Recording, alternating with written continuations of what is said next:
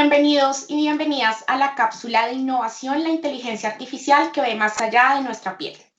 Hoy nos acompaña Andrés Cuestas. Él es CEO de Predictive Artificial Intelligence Technology, que nos contará cómo la inteligencia artificial nos permite responder a problemas públicos complejos. Andrés, tienes la palabra. Bueno, muchas gracias Lorena por esta presentación y muchas gracias a todos ustedes por este espacio. Quiero iniciar haciéndoles una pregunta, invitándolos a la reflexión. Es si alguna vez ustedes han jugado con una linterna y han tratado de colocar esa linterna, por ejemplo, en sus manos y han visto la luz que se refleja o que atraviesa más bien, que se refracta a través de la piel. Y ese experimento que muchos de nosotros hemos hecho cuando niños es algo que está muy relacionado con el tema de la cápsula de innovación de hoy y que habla de cómo la inteligencia artificial puede empezar a interpretar unas nuevas señales, unas nuevas capacidades que antes no estaban previsibles dentro de lo que nosotros conocíamos como humanidad. Primero quiero mostrarles esto. Esta es una imagen muy interesante, es una imagen que muestra cómo está el rostro de nosotros los seres humanos y el rostro es un área altamente vascularizada. Y este nivel de vascularización pues está directamente conectado, por supuesto, con todo nuestro sistema circulatorio y el llenado vascular ocurre de acuerdo a los latidos del corazón. Quiere decir que nuestra sangre se mueve a través del rostro de acuerdo de manera sincrónica a nuestro corazón. Y bueno, pues devolviéndonos al principio anterior en el cual la luz tiene una propiedad particular que es capaz de atravesar nuestra piel, es algo que la inteligencia artificial que les vamos a presentar hoy ha venido utilizando. Vamos a iniciar recordando también a uno de los científicos que hace posible el uso de esta tecnología, uno de los pioneros en el proceso de la investigación de la refracción de la luz en la piel humana aplicada específicamente a cómo analizar esas señales, y es el doctor Kang Lee. Kang Lee es un PhD adscrito a la Universidad de Toronto, en Canadá, y uno de los científicos más importantes en este campo, de los que más ha hecho contribuciones e investigaciones importantes, y de quien hemos recogido parte de su investigación para darle aplicación concreta en los problemas de salud pública, y específicamente en el tema que nos atañe hoy, que es cómo la inteligencia artificial puede ver más allá de nuestra piel. Cuando nosotros nos imaginamos que hay que hacer algún tipo de medición fisiológica en las personas, tradicionalmente se requiere que haya contacto con los sensores físicos con los pacientes o con las personas, con los individuos en su piel, como por ejemplo para poder monitorear la frecuencia cardíaca o para poder monitorear distintas variables fisiológicas. Sin embargo, esta nueva visión, la tecnología que les estamos presentando hoy, ha propuesto y ha desarrollado y ha podido llevar a cabo el monitoreo de las personas sin que utilicen ningún tipo de sensor específico para ello, nada más allá que una cámara digital convencional. Y para esto es importante mostrarles esta gráfica. Esta gráfica es una representación lúdica de cómo funciona el método propuesto. El método propuesto contempla de que nuestra piel está compuesta de diferentes capas y a su vez la luz también está compuesta de diferentes colores o diferentes longitudes de onda. Dependiendo de la frecuencia de la longitud de onda, esa luz puede atravesar unas u otras capas de la piel y posteriormente es reflejada. Nosotros creemos que no tenemos o que no se requieren sensores especializados, pero la realidad es que todos cargamos sensores en nuestros bolsillos. Nuestros teléfonos celulares son sensores altamente sofisticados de imagen. Dentro de cada una de nuestras cámaras digitales en nuestros teléfonos celulares o de la cámara digital que tiene este computador, hay un sensor que permite identificar los cambios en la luz, y no solamente en la luz, sino en unas longitudes de onda, unos colores específicos de la luz. ¿Eso qué quiere decir? Quiere decir que, aunque ustedes no lo están notando, porque nuestra visión no lo está notando, la cámara que me está filmando en este momento está percibiendo cómo cambia microscópicamente la cantidad de luz que reflejan cada una de las áreas de mi piel en el rostro. Y cambian de manera sincrónica con el teléfono celular, con la cantidad de luz reflejada. Y de acuerdo a nuestra frecuencia cardíaca. Entonces, rememoremos algunos puntos importantes. Primero, pues que la piel es translúcida. Segundo, que la cara es una región altamente vascularizada. Y al combinar estas dos características anteriores y la existencia de las sustancias que están en nuestra piel que tienen la capacidad de reflejar la luz, es cuando aparece una pregunta clave. ¿Y si en lugar de utilizar una sola región pletismográfica como la que utilizan los sensores que nos ponemos en los dedos para monitorear la actividad cardíaca, utilizáramos no una, sino muchas. Y en lugar de utilizarlas en el dedo, utilizáramos el rostro, aislando cada una de esas regiones como un sensor pletismográfico. Bueno, habría que considerar algo más como el movimiento del rostro, porque el movimiento del rostro pues, podría distorsionar la señal. Entonces, la inteligencia que les presentamos hoy se llama la tecnología de imágenes transdérmicas ópticas. Las imágenes transdérmicas ópticas lo que hacen es a través de un modelo o la grabación de un segmento o la transmisión de un segmento de streaming de video almacenado en el teléfono y utilizando un modelo de aprendizaje de máquina y automático, como primera medida se localizan o se regionalizan 16 áreas de interés del rostro. De esas 16 áreas de regiones de interés del rostro, se están monitoreando los cambios que ocurren en la cantidad de luz que refleja la piel a través de un modelo especialmente entrenado para ello. Y todo esto sin utilizar nada diferente a la cámara que tienen nuestros teléfonos celulares o a la cámara que tienen nuestros dispositivos computadores convencionales. Es decir, que no necesitaríamos tener ningún acceso a ningún dispositivo de medición especializado ni a ningún tipo de dispositivo que tenga que tener contacto físico o sensores con el paciente o con la persona para poder identificar cómo funciona en este momento su actividad cardíaca principalmente. Entonces el algoritmo rastrea cómo ocurren estos cambios de color y estos cambios de color, estos cambios de intensidad lumínica que ocurren en cada una de esas frecuencias, nos permiten identificar a través del modelo previamente entrenado cómo está funcionando el corazón de la persona. Aquí tenemos una pequeña demostración. En esta demostración vemos cómo funciona un segmento de video. La persona accede a una aplicación convencional, utiliza un código de autorización que ha sido previamente tratado o trabajado. Un sistema de reconocimiento facial localiza las áreas de región de interés y empieza a tomar un video que es comparado contra el modelo de aprendizaje de máquina.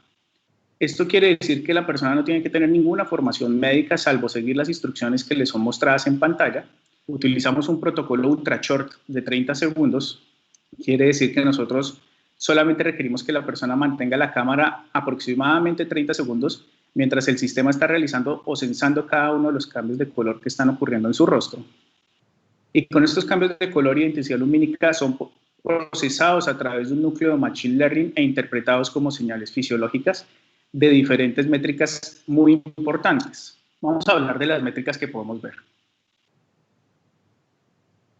Tradicionalmente, poder hacer un electrocardiograma implica que la persona tiene que ir a un lugar y conectarse a un equipo especializado. Y pues muchos de nosotros hemos pasado a través de esta experiencia. Sin embargo, pensar en que podemos hacer electrocardiogramas de manera masiva pues tiene una serie de complicaciones muy importantes porque se requieren ingentes recursos económicos, de tiempo, de instalaciones y bueno, pues desde todo punto de vista es muy difícil masificarlo. Sin embargo, aquí les estoy mostrando la gráfica de rendimiento de la metodología TOI de imágenes transdérmicas ópticas comparada con un mecanismo de electrocardiografía convencional, es decir, con un equipo BioPAC. BioPAC es un equipo de electrocardiograma convencional y aquí muestra cómo funciona la correlación entre la señal obtenida tanto para frecuencia cardíaca como para estrés. Y esto es muy importante, las señales de estrés fisiológicas, porque es lo que vamos a desarrollar un poquitico más adelante. Sin embargo, aquí podemos ver que la correlación entre la frecuencia cardíaca es bastante interesante y que es similar o análoga o comparable al procedimiento de electrocardiografía. Y esto implica que no necesitamos utilizar un equipo de electrocardiografía para monitoreos masivos y que puede ser una buena herramienta de premonitoreo, de aislamiento de casos. Estas otras señales de estrés cobran una gran importancia en este momento y es porque cuando nuestro corazón late, no late siempre de la misma forma. ¿Qué quiere decir? Quiere decir que entre cada latido y latido del corazón siempre debe haber una pequeña diferencia de tiempo. Esa pequeña diferencia de tiempo, es decir, a cómo cambia la frecuencia cardíaca en el tiempo entre latidos, se le llama variabilidad de la frecuencia cardíaca. La variabilidad de la frecuencia cardíaca es una medida muy importante en el campo médico porque tiene muchas aplicaciones. Una de las grandes aplicaciones públicas que se le puede hacer está relacionada con, por ejemplo, la detección de un posible caso de diabetes mellitus. Para contarles una anécdota personal, Mientras nosotros trabajamos en la implementación, afinación de estos modelos matemáticos que nosotros utilizamos y de los modelos de inteligencia artificial, personalmente yo percibí que al lado de mi equipo de trabajo yo era la persona que tenía menor variabilidad de frecuencia cardíaca. Y a pesar de que pues yo tengo actualmente 34 años, pues nunca creí que fuera posible que una persona de mi edad desarrollara una diabetes. Sin embargo, esta metodología fue la que permitió alertarme para que yo decidiera hacer un chequeo un poco más complejo, un poco más profundo en lo que se respecta a por qué yo estaba experimentando variabilidades de frecuencia cardíaca alteradas. La diabetes es, por ejemplo, una enfermedad que ha causado más de 17.000 muertes en Colombia en el año 2019. Hay más de 400 millones de personas enfermas en el mundo. Y es una enfermedad que si se detecta a tiempo, que si nosotros logramos, por ejemplo, descubrir que existen estas anomalías antes de que se agraven, pues hay una gran oportunidad de detección. Tradicionalmente la diabetes se descubre cuando las personas empiezan a experimentar sed u otro tipo de síntomas, sed excesiva, mareos, pérdida de la visión, etcétera, distorsión de la visión, pero pues aquí hay otra oportunidad para que nosotros pudiéramos detectarlo, ya que una de las primeras señales que ocurren es la disminución de la variabilidad de frecuencia cardíaca. Hablemos del COVID. Ahorita que estuvo tan importante poder aprender a utilizar señales nuevas o métodos diagnósticos tempranos para el COVID o para cualquier otro tipo de infección.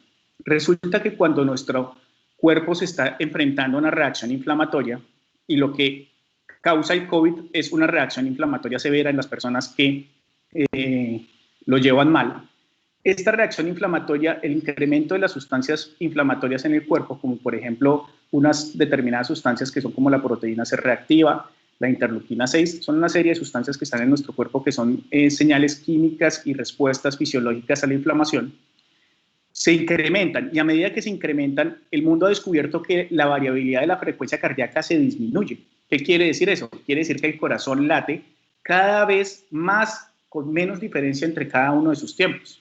Y es por eso que hoy en día una de las principales investigaciones que están dadas para poder descubrir o para poder relacionar, y ya se está utilizando la variabilidad de la frecuencia cardíaca en la aplicación de la detección temprana y del pronóstico de COVID-19.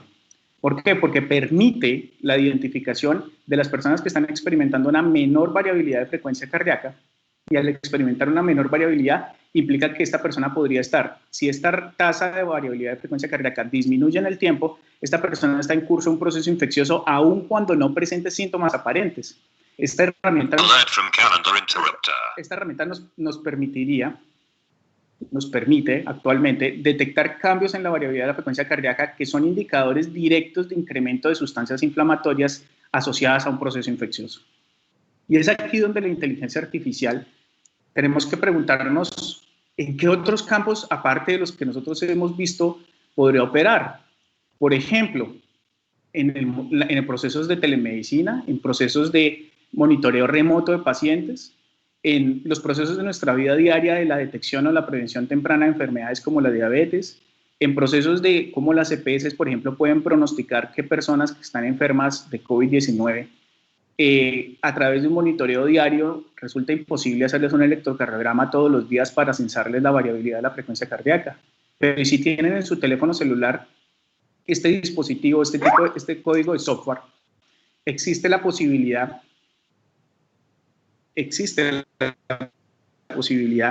que las personas utilicen su dispositivo electrónico que ya tienen en el bolsillo y su microprocesador para poder analizar sus propias señales fisiológicas. Pensemos en una relación de un médico-paciente remoto, en el que en lugar de únicamente hacerle preguntas respecto a sus síntomas, podría obtener una señal fisiológica de su cuerpo para poder analizar si realmente esta persona está teniendo algún síntoma de cambio en su variabilidad de frecuencia cardíaca. O pensemos, por ejemplo, en un salón de clases o en un profesor en el que necesita saber cuáles son las señales de estrés fisiológico de sus alumnos para entender a qué alumno le está costando más trabajo comprender lo que le están explicando. Porque estas señales de cambios en la variabilidad de frecuencia cardíaca también pueden estar relacionadas con estrés fisiológico, y el estrés fisiológico nos dice mucho de qué está ocurriendo con la persona.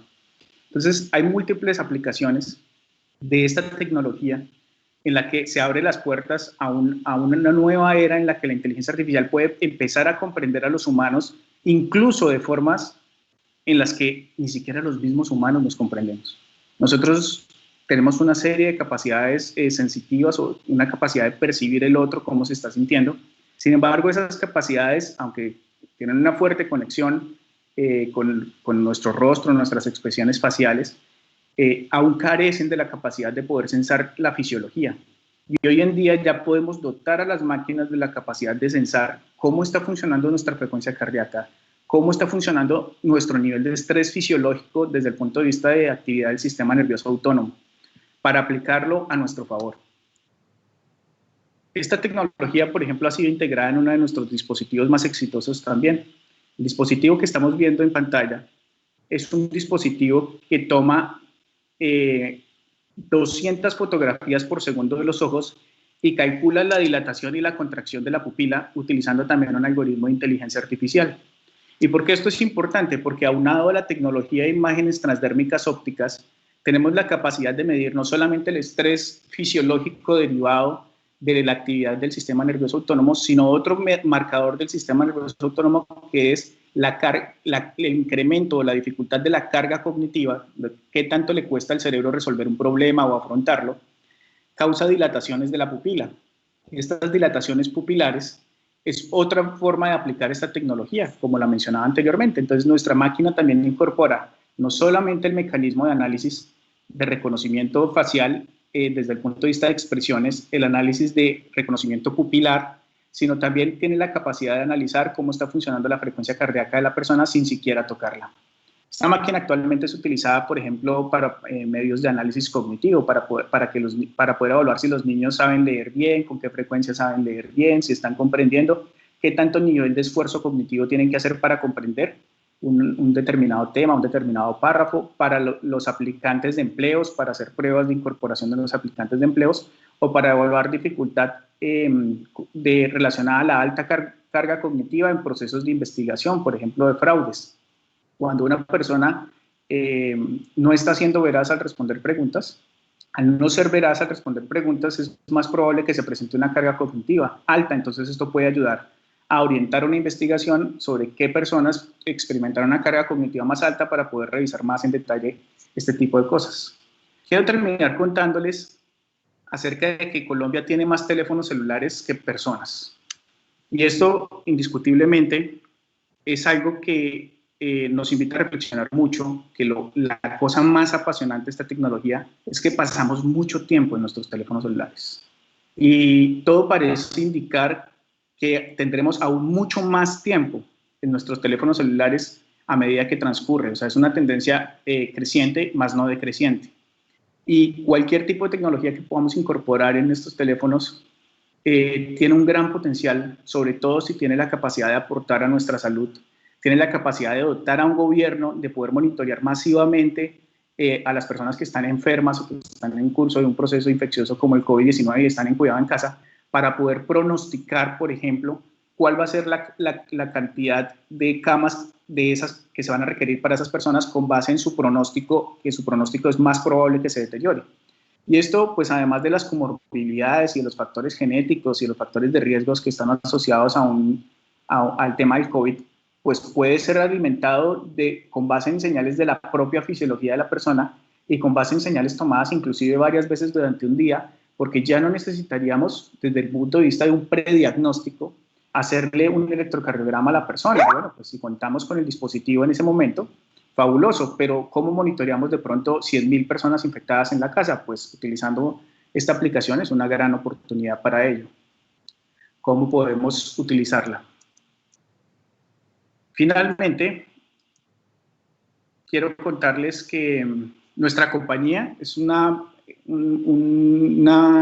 empresa dedicada al campo de la aplicación de la inteligencia artificial. Tenemos varios desarrollos, algunos que por supuesto están relacionados con la implementación de principios que han sido encontrados en la ciencia y a los cuales les hemos dado materialización, utilizando ya algoritmos entrenados para volverlos una realidad, para que salgan de las revistas, para que salgan de los papers y se vuelvan tecnología en contacto con los seres humanos, tecnología que podemos utilizar, aprovechar todos estos grandes laboratorios de investigación científica que producen ingentes cantidades de conocimiento científico, pero que se quedan en los papeles y que no siempre llegan a a la posibilidad de que los usuarios finales los utilicemos. Tenemos algoritmos de detección de cáncer en piel a través de un algoritmo de visión artificial. Tenemos algoritmos de análisis de reconocimiento facial aplicando a las imágenes transdérmicas ópticas. Tenemos algoritmos de detecciones de fraudes, de corrupción, de carga cognitiva, de habilidades cognitivas. Entonces, dentro de estas oportunidades tuvimos la gran fortuna de poder mostrarle nuestra tecnología a Satya Nadella, el presidente mundial de Microsoft.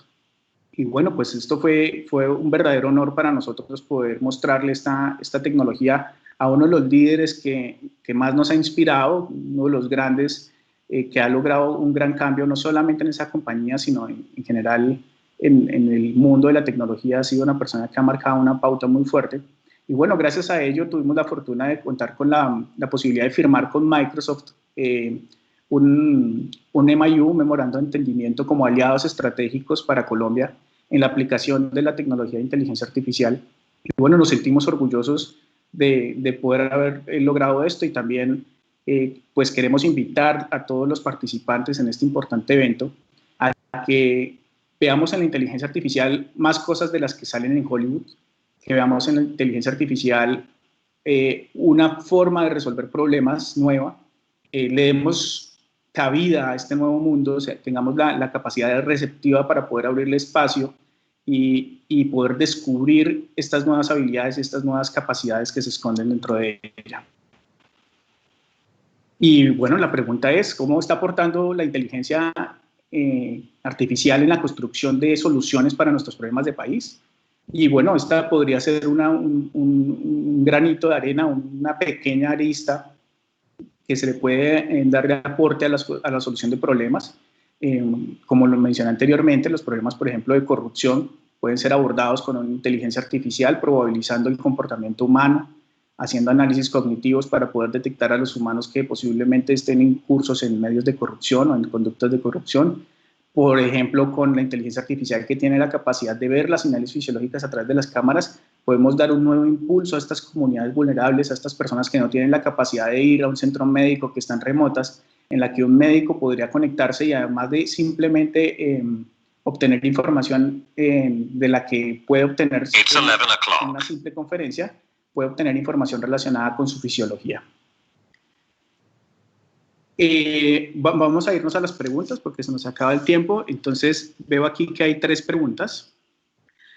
Una de las primeras preguntas es ¿cómo hacen para diferenciar los tonos de las manchas de la piel y las manchas de nacimiento? Bueno, pues el algoritmo tiene muchas estrategias diferentes para poder analizar cuál es la calidad de la señal. No solamente hay que tener en cuenta las manchas de la piel, sino que hay personas que tenemos tonalidad de piel más clara o más oscura, y que hay movimiento orientado desde el punto de vista de la piel. Entonces, él tiene un sistema de seguimiento facial y tiene una serie de correcciones por el orden del llenado vascular. Esto implica que tenemos en cuenta cómo se irriga la cara, ya que pues, la sangre no llega en el mismo momento a todos los puntos del rostro, sino que llega en diferente momento a todos los puntos del rostro dependiendo de cómo se llena vascularmente. En este caso, la melanina, que está asociada a muchas de las manchas de la piel, actúa como filtro. Entonces tenemos una serie de estrategias para corrección para poder llegar a ese punto, y esto pues está previamente publicado en los artículos científicos que tienen revisión de pares académicos de cómo funciona esta estrategia. La otra pregunta es ¿qué consideraciones éticas y de riesgo hay en la inteligencia artificial? Yo pienso que esa es una pregunta muy estructural, muy importante, que da para un debate de muchas horas, pero para abordarla de una manera breve, sin lugar a dudas, casi que cualquier instrumento, cualquier herramienta que haya construido la humanidad tiene riesgos de aplicación no ética. Y preguntarnos cómo puede ser utilizada de manera ética es algo muy importante. Y pienso que así como de alguna manera los biólogos lograron ponerle límites a la inteligencia, a las armas biológicas, por ejemplo, los físicos de alguna manera han logrado ponerle límites a las armas de actividad nuclear. Las personas que trabajamos en datos, o los científicos de datos, o los que hemos trabajado en el campo de la inteligencia artificial, tenemos que lograr buscar la manera de que estas tecnologías, pues en la medida de lo posible, no lleguen a tener un carácter bélico, porque pues el reconocimiento facial y el monitoreo y la toma de decisiones automatizada tiene unos riesgos ahí. En lo que compete específicamente a nuestra tecnología, hay unos riesgos éticos importantes desde el punto de vista de que las personas tienen que aceptar tomarse la medición, porque pues indiscutiblemente esta tecnología permite que usted a través de un segmento de video que cumpla los requerimientos técnicos necesarios, usted puede monitorear la actividad cardíaca de una persona, aun si ésta no ha dado su consentimiento. Entonces, pues por eso hay unas barreras éticas para poder obtener, de acuerdo a la normatividad local, a las leyes de protección de datos personales, todo un consentimiento informado de la utilización de la tecnología y, por supuesto, el derecho a la supresión de sus datos y el derecho al control de todos sus datos, como lo contempla la Ley 1581 y como lo contemplan todas otras normas concomitantes en este campo. Sin lugar a dudas, es uno de los grandes retos que tenemos como humanidad y, bueno, mientras se establecen principios, el gobierno ha sacado unas muy buenas guías éticas. Pienso que es importante la labor que ha hecho actualmente el gobierno orientado a esto. Yo he tenido la oportunidad de leer algunas o participar en la lectura de esas guías y me parece que es algo que activamente se está trabajando y bueno, en general todo el mundo tiene alguna pauta en cómo debe utilizarse este tipo de tecnologías. No sé si hay alguna otra pregunta o Juliana me confirmó. Perfecto, ¿no? Pues quiero terminar agradeciéndoles este espacio y quiero terminar agradeciéndoles el tiempo que han dedicado y que, pues por supuesto, una charla de media hora es muy poco tiempo para poder profundizar acerca de estas tecnologías, profundizar acerca de estos principios. Y bueno, sin lugar a dudas, este es nuestro verdadero reto. Esto ya no tiene reversa y la inteligencia artificial puede aportar mucho para sus organizaciones. Les dejo aquí nuestra página web. Los invito a que si sienten que este tema les llama la atención, si tienen necesidades en sus organizaciones, en sus entidades de aplicar mecanismos de análisis de datos aplicados a la predicción de comportamiento, a la predicción de ocurrencia de hechos o al análisis fisiológico de personas de manera remota, pues nos contacten. Y bueno, muchas gracias por este espacio y felicitaciones por este gran evento.